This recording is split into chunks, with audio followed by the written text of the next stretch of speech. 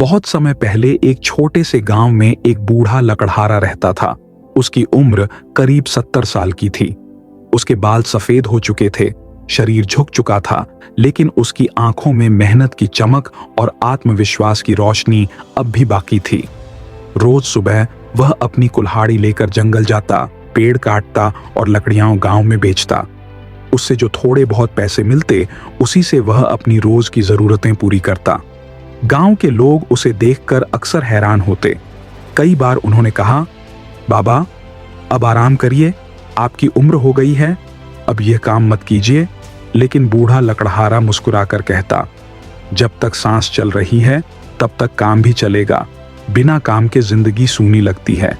एक दिन एक युवक उसके पास आया और बोला, बाबा आप इतनी मेहनत क्यों करते हैं? अब तो भगवान से प्रार्थना करो कि आपको मुक्ति दे।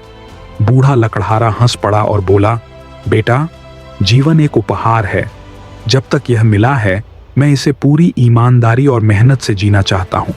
थक जाऊंगा तो आराम कर लूंगा, लेकिन जब तक शरीर साथ दे रहा है काम करता रहूंगा। उसकी बात सुनकर वह युवक सोच में पड़ गया।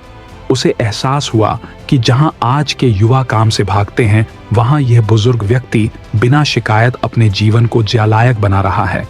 समय बीता, लेकिन बूढ़ा लकड़हारा कभी नहीं रुका। लोग उसके साहस और मेहनत की मिसाल देने लगे।